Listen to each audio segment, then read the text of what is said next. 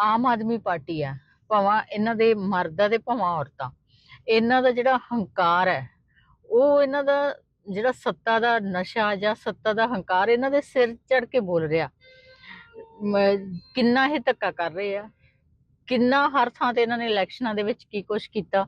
ਜਿਹੜਾ ਵੀ ਇਹਨਾਂ ਦਾ ਕੋਈ ਐਮਐਲਏ ਆ ਜਾਂ ਕੋਈ ਹਲਕਾ ਇੰਚਾਰਜ ਹੈਗੇ ਆ, ਜਿਵੇਂ ਹੁਣੇ ਇੱਕ ਇਹਨਾਂ ਦੀ ਸੋਨੀਆ ਮਾਨ ਦੀ ਵੀਡੀਓ ਇੱਕ ਵਾਇਰਲ ਹੋ ਰਹੀ ਹੈ, ਜਿਹੜੇ ਰਾਜਾ ਝਾਂਸੀ ਤੋਂ ਇਹਨਾਂ ਦੇ ਉਹ ਹੈਗੇ ਆ ਕਿ ਇੰਚਾਰਜ ਹੈਗੇ ਇੱਕ ਹਲਕੇ ਦੇ ਰਾਜਾ ਝਾਂਸੀ ਤੋਂ, ਤੇ ਉਹ ਆਪਣੇ ਜਿਹੜੇ ਚੁਣੇ ਹੋਏ ਨੁਮਾਇੰਦੇ ਆ ਪੰਚ ਸਰਪੰਚ, ਉਹਨਾਂ ਨੂੰ ਧਮਕਾ ਰਹੇ ਆ, ਥ੍ਰੈਟ ਕਰ ਰਹੇ ਆ ਕਿ ਜੇ ਕਿਸੇ ਨੇ ਇੱਧਰ ਉੱਧਰ ਜਾਣ ਦੀ ਕੋਸ਼ਿਸ਼ ਕੀਤੀ ਤਾਂ ਮੇਰੇ ਤੋਂ ਵੱਡਾ ਵੈਲੀ ਕੋਈ ਨਹੀਂ ਹੈਗਾ। ਤੇ ਇਹਦਾ ਇਸ ਗੱਲ ਦਾ ਮਤਲਬ ਕੀ ਹੈਗਾ ਵੀ ਤੁਸੀਂ ਜਿਹੜੇ ਚੁਣੇ ਹੋਏ ਨੁਮਾਇੰਦੇ ਆ, ਤੁਸੀਂ ਉਹਨਾਂ ਨੂੰ ਧਮਕਾ ਸਕਦੇ ਹੋ, ਤੇ ਆਮ ਜਨਤਾ ਦੇ ਨਾਲ ਤੁਸੀਂ ਕੀ ਕਰ ਰਹੇ ਹੋ ਸਾਰਾ ਪੰਜਾਬ ਦੇਖ ਰਿਹਾ ਹੈਗਾ। ਕਿਵੇਂ ਤੁਸੀਂ ਜਿਹੜੇ ਨੌਜਵਾਨ ਆ ਉਹਨਾਂ ਤੇ ਡਾਂਗ ਭਰਾਈ ਜਾ ਰਹੀ ਹੈ, ਕਿਸ ਤਰ੍ਹਾਂ ਪੰਜਾਬ ਦੇ ਵਿੱਚ ਜਿਹੜਾ ਕਿਸਾਨਾਂ ਨੂੰ ਕੁੱਟਿਆ ਜਾ ਰਿਹਾ, ਕਿਸ ਤਰ੍ਹਾਂ ਲੋਕਾਂ ਤੇ ਜਿਹੜਾ ਵੀ ਕੋਈ ਆਵਾਜ਼ ਚੁੱਕਦਾ ਉਹਦੇ ਤੇ ਨਜਾਇਜ਼ ਪਰਚੇ ਪੈ ਰਹੇ ਆ। ਤੇ ਜਿਹੜਾ ਹੁਣ ਐਮਸੀ ਦੇ ਇਲੈਕਸ਼ਨ ਹੋਏ ਆ, ਕਿਸ ਤਰ੍ਹਾਂ ਤੁਸੀਂ ਬੂਥ ਕੈਪਚਰਿੰਗ ਕੀਤੀ, ਕਿਸ ਤਰ੍ਹਾਂ ਦੇ ਹਾਲਾਤ ਪੰਜਾਬ ਦੇ ਵਿੱਚ ਤੁਸੀਂ ਬਣਾਏ, ਧੱਕੇ ਨਾਲ ਤੁਸੀਂ ਇਲੈਕਸ਼ਨ ਜਿੱਤੇ। ਪਹਿਲਾਂ ਇਹਨਾਂ ਦੀ ਇੱਕ ਬੀਬੀ ਨੇ ਕਿਹਾ, ਜਿਹੜੇ ਨਕੋਦਰ ਦੇ ਐਮਐਲਏ ਆ ਇੰਦਰਜੀਤ ਕੌਰ, ਕਹਿੰਦੇ ਕਿ ਅਸੀਂ ਤਾਂ ਹਿੱਕ ਤੇ ਗੋਡਾ ਰੱਖ ਕੇ ਜਿਹੜਾ ਸੀਟਾਂ ਜਿੱਤਾਂਗੇ। ਹੁਣ ਇਹ ਕਹਿੰਦੀ ਹੈ ਕਿ ਮੇਰੇ ਤੋਂ ਵੱਡਾ ਵੈਲੀ ਕੋਈ ਨਹੀਂ ਹੈਗਾ। ਤੇ ਇਹਨਾਂ ਦੇ ਜਿਹੜਾ ਇੱਕ ਹੋਰ ਉਧਰੋਂ ਹੀ ਅੰਮ੍ਰਿਤਸਰ ਤੋਂ ਇੱਕ ਹਲਕਾ ਇੰਚਾਰਜ ਬੋਲ ਰਿਹਾ ਸੀਗਾ, ਉਹ ਕਹਿ ਰਿਹਾ ਸੀ ਮੇਰੇ ਤੋਂ ਵੱਡਾ ਬਦਮਾਸ਼ ਕੋਈ ਨਹੀਂ ਹੈਗਾ। ਸੋ ਇਹਨਾਂ ਦਾ ਜਿਹੜਾ ਗੁਰੂ ਹੈ ਨਾ, ਜਿਹੜਾ ਮਨੀਸ਼ ਸਿਸੋਦੀਆ ਇੱਥੇ ਲਾਇਆ ਹੋਇਆ, ਉਹ ਇਹ ਕਹਿੰਦਾ ਸਾਮ ਦਾਮ ਦੰਡ ਭੇਦ, ਜੋ ਕੁਝ ਵੀ ਕਰ ਸਕਦੇ ਹੋਏ ਅਸੀਂ ਕਰਾਂਗੇ ਤੇ ਅਸੀਂ ਇਲੈਕਸ਼ਨ ਜਿੱਤਣੇ ਆ ਪੰਜਾਬ ਦੇ। ਸੋ ਇਹ ਇੱਥੋਂ ਤੱਕ ਗਿਰ ਜਾਣਗੇ, ਕਿਸੇ ਨੇ ਸੋਚਿਆ ਵੀ ਨਹੀਂ ਸੀਗਾ ਕਿ ਇਸ ਤਰ੍ਹਾਂ ਹੀ ਪੰਜਾਬੀਆਂ ਦੀ ਬੇਇੱਜ਼ਤੀ ਕਰਨਗੇ, ਇਸ ਤਰ੍ਹਾਂ ਬੇਇੱਜ਼ਤ ਕਰਕੇ ਵੋਟਾਂ ਮੰਗਣਗੇ, ਆਪਦੇ ਜਿਹੜੇ ਚੁਣੇ ਹੋਏ ਨੁਮਾਇੰਦੇ ਉਹਨਾਂ ਨੂੰ ਥ੍ਰੈਟ ਕਰਨਗੇ। ਸੋ ਬਹੁਤ ਹੀ ਦੁੱਖ ਤੇ ਸ਼ਰਮ ਦੀ ਗੱਲ ਹੈ। ਇਹਨਾਂ ਲਈ ਸ਼ਰਮ ਆਉਣੀ ਚਾਹੀਦੀ ਹੈ ਇਹਨਾਂ ਨੂੰ ਕਿ ਅਸੀਂ ਜਿਹੜੇ ਸਾਡੇ ਚੁਣੇ ਹੋਏ ਨੁਮਾਇੰਦੇ ਆ ਜਾਂ ਪੰਜਾਬ ਦੇ ਲੋਕ ਹੈ, ਸਾਡੇ ਵੋਟਰ ਹੈ, ਉਹਨਾਂ ਦਾ ਸਤਿਕਾਰ ਕਰਨਾ ਹੈ। ਜਦੋਂ ਸਰਕਾਰ ਜਾ ਰਹੀ ਹੁੰਦੀ ਹੈ ਨਾ, ਉਦੋਂ ਹੰਕਾਰ ਥੋੜਾ ਜਿਹਾ ਢੈਲਾ ਹੋ ਜਾਂਦਾ ਹੈ, ਕਿਉਂਕਿ ਪਾਣੀ ਜਿਹੜਾ ਨਿਮਾਣ ਵੱਲ ਲੈਣਾ ਸ਼ੁਰੂ ਹੋ ਜਾਂਦਾ ਹੈ। ਪਰ ਇਹਨਾਂ ਦਾ ਹੰਕਾਰ ਤਾਂ ਢੈਲਾ ਹੋਣ ਦਾ ਨਾਂ ਨਹੀਂ ਲੈ ਰਿਹਾ। 4 ਮਹੀਨੇ ਸਿਰਫ ਵੋਟਾਂ ਦੇ ਵਿੱਚ ਰਹਿ ਗਏ ਆ, ਇਹਨਾਂ ਦਾ ਹੰਕਾਰ ਜਿਹੜਾ ਵੱਧਦਾ ਜਾ ਰਿਹਾ। ਤੇ ਮੈਂ ਇੱਥੇ ਕਹਿਣਾ ਚਾਹੁੰਦੀ ਹਾਂ ਕਿ ਇਹਨਾਂ ਨੂੰ ਦਿਸ ਨਹੀਂ ਰਿਹਾ ਹੈਗਾ, ਹੰਕਾਰ ਦੇ ਵਿੱਚ ਅੰਨੇ ਹੋਏ ਆ। ਤੇ ਪੰਜਾਬ ਦੇ ਲੋਕ ਇੰਨੇ ਗਏ ਗੁਜਰੇ ਨਹੀਂ ਹੈਗੇ, ਇਹਨਾਂ ਦਾ ਹੰਕਾਰ ਜਿਹੜਾ ਉਹਨੂੰ ਢੈਲਾ ਪਾਉਣਗੇ ਤੇ ਇਹਨਾਂ ਨੂੰ ਇਸ ਗੱਲ ਦਾ ਸਬਕ ਸਿਖਾਉਣਗੇ ਕਿ ਜਿਹੜਾ ਹਰ ਰੋਜ਼ ਇਹ ਪੰਜਾਬ ਦੇ ਨੌਜਵਾਨਾਂ ਨੂੰ ਕੁੱਟ ਰਹੇ ਆ, ਕਿਸਾਨਾਂ ਨੂੰ ਕੁੱਟ ਰਹੇ ਆ, ਮੁਲਾਜ਼ਮਾਂ ਨੂੰ ਕੁੱਟ ਰਹੇ ਆ, ਜਿਹੜੀਆਂ ਸਾਡੀਆਂ ਭੈਣਾਂ ਹੈਗੀਆਂ, ਸਾਡੀਆਂ ਔਰਤਾਂ, ਉਹਨਾਂ ਨੂੰ ਇਹ ਕੁੱਟ ਰਹੇ ਹੈਗੇ ਆ। ਸੋ ਸਾਡੇ ਚੁਣੇ ਹੋਏ ਜਿਹੜੇ ਆਗੂ ਹੈ ਉਹਨਾਂ ਨੂੰ ਇਹ ਥ੍ਰੈਟ ਕਰਦੇ ਆ, ਉਹਨਾਂ ਨੂੰ ਧਮਕਾਉਂਦੇ ਆ। ਸੋ ਇਹ ਸਾਰੀਆਂ ਗੱਲਾਂ ਦੇ ਜਵਾਬ ਇਹਨਾਂ ਨੂੰ ਦੇਣੇ ਪੈਣਗੇ। ਮੈਂ ਸੂਬੇ ਦੀ ਸਰਕਾਰ ਨੂੰ ਵੀ ਬੇਨਤੀ ਕਰਾਂਗੀ ਤੇ ਕੇਂਦਰ ਦੀ ਸਰਕਾਰ ਨੂੰ ਵੀ ਬੇਨਤੀ ਕਰਾਂਗੀ ਕਿ ਝੋਨੇ ਦਾ ਸੀਜ਼ਨ ਆ ਗਿਆ ਹੈਗਾ ਤੇ ਬਿਜਾਈ ਦੇ ਸਮੇਂ ਯੂਰੀਆ ਦੀ ਸਖਤ ਲੋੜ ਪੈਂਦੀ ਹੈ ਤੇ ਯੂਰੀਆ ਤੋਂ ਬਿਨਾਂ ਕਿਸਾਨ ਬਹੁਤ ਖੱਜਲ ਖਵਾਰ ਹੁੰਦਾ ਹੈ, ਕਿਉਂਕਿ ਫਸਲ ਦੀ ਵਧੀਆ ਆਊਟਪੁੱਟ ਵਾਸਤੇ ਯੂਰੀਆ ਸਭ ਤੋਂ ਜ਼ਰੂਰੀ ਚੀਜ਼ ਹੈ। ਤੇ ਆਪਾਂ ਦੇਖ ਹੀ ਰਹੇ ਹਾਂ ਕਿ ਜਦੋਂ ਤੇ ਇਹ ਲੜਾਈ ਲੱਗੀ ਹੈ ਈਰਾਨ 'ਚ, ਜਿੱਥੋਂ 90% ਸਾਡਾ ਯੂਰੀਆ ਇੱਥੇ ਆਉਂਦਾ ਹੈ। ਮੈਂ ਪਹਿਲੇ ਵੀ ਪਾਰਲੀਮੈਂਟ 'ਚ ਵੀ ਇਹ ਗੱਲ ਚੱਕੀ ਸੀ ਤੇ ਲਗਾਤਾਰ ਸਰਕਾਰਾਂ ਨੂੰ ਮੈਂ ਕਹਿੰਦੀ ਰਹੀ ਹਾਂ ਕਿ ਆਉਣ ਵਾਲੇ ਸਮੇਂ 'ਚ ਕਿਸਾਨ ਦੀ ਯੂਰੀਆ ਦੀ ਘਾਟ ਦੇ ਨਾਲ ਬਹੁਤ ਵੱਡਾ ਨੁਕਸਾਨ ਹੋ ਸਕਦਾ ਹੈ। ਉਹਦੇ ਵਾਸਤੇ ਸਰਕਾਰਾਂ ਨੇ ਕੀ ਇੰਤਜ਼ਾਮ ਕੀਤਾ ਹੈ ਕਿਸਾਨਾਂ ਨੂੰ ਦੱਸਣਾ ਚਾਹੀਦਾ ਹੈ। ਅੱਜ ਅਫਸੋਸ ਦੀ ਗੱਲ ਕਿ ਜਿੱਥੇ ਪੰਜਾਬ ਵਿੱਚ ਝੋਨੇ ਦੀ ਬਿਜਾਈ ਸ਼ੁਰੂ ਹੋ ਗਈ ਹੈ ਤੇ ਤਕਰੀਬਨ ਸਾਨੂੰ 15 ਲੱਖ ਮੈਟ੍ਰਿਕ ਟਨ ਦੀ ਲੋੜ ਹੈ, ਲੇਕਿਨ ਪੰਜਾਬ 'ਚ ਅੱਜ ਕੇਵਲ urea 4 lakh matric ton available ਹੈ, ਮਤਲਬ 11 ਲੱਖ ਟਨ ਮੈਟ੍ਰਿਕ ਟਨ ਦੀ ਸ਼ਾਰਟੇਜ ਹੈਗੀ। ਤੇ ਇਹ ਕਿਸਾਨਾਂ ਨੂੰ ਜੇ ਯੂਰੀਆ ਮਿਲੂਗਾ ਨਹੀਂ ਤੇ ਫਿਰ ਉਹਨਾਂ ਦੀ ਫਸਲ ਦੀ ਉਤਪਾਦਨ ਕੀ ਰਹਿ ਜਾਊਗੀ, ਕਿੰਨਾ ਵੱਡਾ ਨੁਕਸਾਨ ਹੋਗਾ, ਫੂਡ ਸਿਕਿਉਰਿਟੀ ਦੇ ਉੱਤੇ ਕਿੰਨਾ ਵੱਡਾ ਅਸਰ ਪੈ ਸਕਦਾ ਹੈ, ਕਿਸਾਨ ਦੀ ਆਮਦਨ ਵਿੱਚ ਕਿੰਨਾ ਵੱਡਾ ਫਰਕ ਪੈ ਸਕਦਾ ਹੈ। ਕਿਉਂਕਿ ਕਿਸਾਨ ਅੱਗੇ ਕਦੇ ਹੜ੍ਹਾਂ ਤੋਂ ਉਹਨਾਂ ਨੂੰ ਨੁਕਸਾਨ, ਕਦੇ ਮੀਂਹ, ਕਦੇ ਗੜੇ, ਤੇ ਮੁਆਵਜ਼ਾ ਤਾਂ ਕਿਸੇ ਨੂੰ ਇਸ ਸਰਕਾਰ ਨੇ ਦਿੱਤਾ ਨਹੀਂ ਹੈ। ਤੇ ਹੁਣ ਝੋਨੇ 'ਚੋਂ ਜਿੱਥੋਂ ਕਮਾਈ ਕਰਦੇ ਨੇ ਉਹਨਾਂ ਬਾਰੇ ਸੋਚੀਏ, ਜਿਨ੍ਹਾਂ ਦੀ ਕਣਕ ਦਾ ਵੀ ਨੁਕਸਾਨ ਹੋਇਆ, ਉਸ ਤੋਂ ਪਹਿਲੇ ਦੀ ਝੋਨੇ ਦੀ ਫਸਲ ਦਾ ਵੀ ਨੁਕਸਾਨ ਹੋਇਆ, 3 ਫਸਲਾਂ ਕਿਸਾਨ ਦੀ ਖਤਮ ਹੋ ਗਿਆ ਤੇ ਹੁਣ ਯੂਰੀਆ ਨਹੀਂ ਮਿਲੂਗਾ ਤੇ ਕਿਸਾਨ ਦਾ ਕਿੰਨਾ ਵੱਡਾ ਨੁਕਸਾਨ ਹੋਊਗਾ। ਮੈਂ ਭਗਵੰਤ ਮਾਨ ਨੂੰ ਬੇਨਤੀ ਕਰਦੀ ਹਾਂ ਕਿ ਆਪਣੀ ਕੁੰਭਕਰਨ ਦੀ ਨੀਂਦ ਤੋਂ ਜਾਗੇ ਤੇ ਜਾ ਕੇ ਕੇਂਦਰ ਦੀ ਸਰਕਾਰ ਦੇ ਅੱਗੇ ਹੱਥ ਪੈਰ ਮਾਰੇ ਤਾਂ ਕਿ ਕਿਸਾਨਾਂ ਦਾ ਯੂਰੀਆ ਪੰਜਾਬ 'ਚ ਭੇਜਿਆ ਜਾਏ ਤੇ ਕਿਸਾਨਾਂ ਨੂੰ ਆਪਣਾ ਬੰਦਾ ਹੋਇਆ ਲੋੜਮੰਦ ਚੀਜ਼ਾਂ ਉਹਨਾਂ ਨੂੰ ਮਿਲਣ।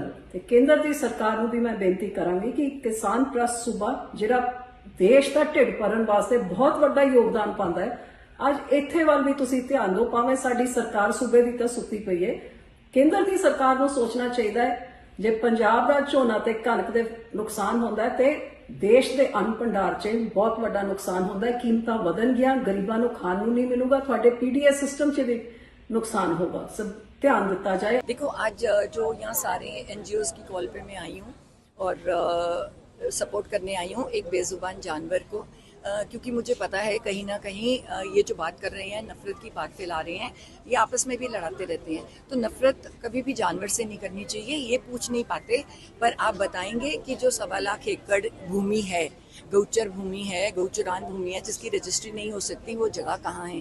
क्या आपने डॉग पॉन्ड्स बना दिए जो सुप्रीम कोर्ट ने कहा है पहले बना दो? क्या आपके पास इंफ्रास्ट्रक्चर है कि इनको उठा के वहाँ ले जाएं? लोग बता दें, जो एग्रेसिव है उनको उठा लेंगे, कहाँ लेके जाएंगे? क्या उनको मार के रेस्टोरेंट्स में बेचा जाएगा या उनको मार के सड़क पे फेंका जाएगा ताकि वो बीमारी फैलाएं? ये तो ये बात होगी कि हम आंखें बंद कर लें और ऑर्डर को फॉलो कर लें और ऑर्डर को पढ़े ही ना। आप बताओ, रेबिड डॉग्स को आपके पास जगह है जहाँ पे आप उनको क्रिमेट करोगे, सेल्फ डेथ दे दोगे? हम कह रहे हैं आप कर दो, उठाओ। हम तो चाहते हैं रेबीज को खत्म कर दो। और फिर जो एग्रेसिव डॉग्स हैं उनको ले जाओ, वो बिहेवियरल प्रॉब्लम्स हैं, डॉग पॉन्ड्स में रहेंगे, खाना मिलेगा उनको, प्रॉपर प्यार मिलेगा, वो ठीक हो जाएंगे। अगर आपको लगता है नहीं ठीक होंगे तो वहाँ पे रख लो, और नहीं तो उनको वापस छोड़ दो। क्योंकि हर बंदा जिसको अपनी जगह से हटाया जाए, वो ये बेचारे ये ना अपनी टेरिटरी मार्क कर लेते हैं। जैसे यहाँ 17 सेक्टर है, ये सोचते हैं हम इसके मालिक हैं।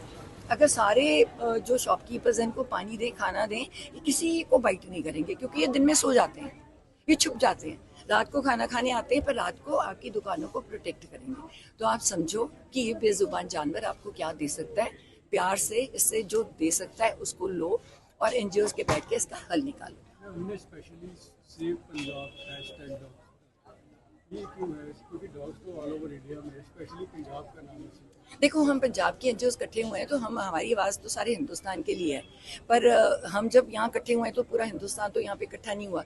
तो हम चाह रहे हैं कि हम वही बोल रहे हैं जो पंजाब के लोग हम बोलना चाहते हैं। क्या पता उनके मन में कुछ और हो, है ना। सो हर एनजीओ अपनी अपनी बात रखे। पैसे बहुत लोग ले रहे हैं, पर आप बता सकते हैं कि एनजीओज के नाम पे कि वो पैसा खर्च कहाँ हो रहा है ना। वो पैसा तो दिख नहीं रहा। और जो एनजीओ सचमुच में जानवरों के लिए काम कर रहे हैं, उनको कभी कोई फंड मिला? नहीं मिला। वो अपनी जेबों से खर्च रहे हैं। और आप दो ना फंड, आप काउस को लेके जाओ, प्लास्टिक की एक कितने कितने मीटर्स की इंटेस्टाइन्स में से प्लास्टिक निकल रहा है। प्लास्टिक वेस्ट टू एनर्जी है, उससे लाखों कमा सकते हो, पर आप नहीं कमा रहे। आपने सारे पंजाब में कूड़े के डंप रखे हैं, वो कूड़ा हमारे जानवर खा रहे हैं, और गौ माता मर रही है रोज। किसके कारण? प्लास्टिक के कारण। और ये कचरे में मुंह डाल रहे हैं, और ये भगवान के दूत हैं, ये हमारे प्रोटेक्टर्स हैं। आज भी काल भैरव का दिन है। जब तक इनको हिसाब किताब नहीं देंगे ना, तो हमारी सोल की मोक्ष नहीं होगी, क्योंकि इनका हिसाब पहले होता है, उसके बाद कि हमने एनिमल्स को कैसे ट्रीट किया, बेजुबान लोगों को, जानवरों को कैसे ट्रीट किया, वो हिसाब देना पड़ता है। ऊपर हर चीज़ का हिसाब होता है। तो भगवंत मान जी, आप थोड़े से केयरफुल होएं, सेंसिटिव होएं, सोल्स के साथ काम करें, शरीरों के साथ नहीं। जिनके पास पैसा है तुम उनके साथ बैठना चाह रहे हो, पता नहीं ये कर देंगे वो कर देंगे। अरे आप दिल से जुड़ो, लोग आपके साथ दिल से जुड़ेंगे, आपको सपोर्ट करेंगे। हम जानवर के साथ जुड़े हैं, हम अपनी जान लगा देंगे, पर हम अपने जानवर को कुछ नहीं होने देंगे।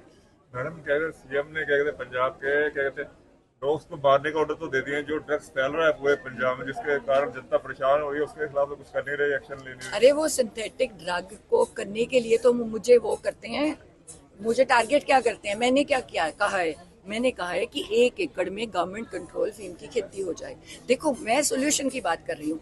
मैं अब कह रही हूँ आप नशे पे लगा रही है, अरे मैं बेटर दे रही हूँ। आप नशा किससे दूर करते हो? बुप्रेनोर्फिन से। क्या वो नशा नहीं है?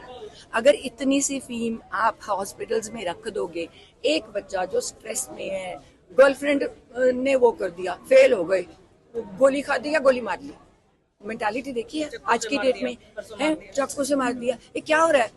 सो अगर इनको ये मेंटली डिस्टर्ब बंदों को थोड़ी सी मेडिकल हेल्प मिल जाए। मेडिकल हेल्प के नाम पे आपने क्लोनाज़ेपाम उठा दी, डायज़ेपाम उठा दी, स्पाज़मोप्रोक्सिन उठा दी, बंदे को रात को नींद नहीं आ रही, आप कहते हो मर तड़फ, वो ड्रग्स करता है। आपने सिंथेटिक ड्रग्स को बेचना है, पंजाब से बाहर नहीं निकालना, क्योंकि आपको बहुत रेवेन्यू दे रही हैं, इसलिए आप हमें फीम अलाउ नहीं करते। जो मेडिकल की बात कर रही हूँ मैं वो नहीं कह रही कि वो बाजार में बिके और लोग खाएं, क्योंकि वो बहुत बेटर है compare to the synthetic drug. आपको पता है पिछले साल 12,000 से ऊपर लोग रजिस्टर हुए हैं with HIV, and you don't have a treatment for HIV। जो रजिस्टर हुए, नॉन रजिस्टर्ड कितने हुए? तो इसके तरफ देखो, वो बंदे मर गए, क्या वो उससे ज्यादा हैं जो डॉग बाइट से मरे हैं? क्या आप उनका ख्याल रख रहे हो? जो HIV से इन्फेक्टेड है, 25,000 एक साल में मरे हैं। कितने लोग पागल होके सड़कों पे घूम रहे हैं, वो नहीं काट रहे।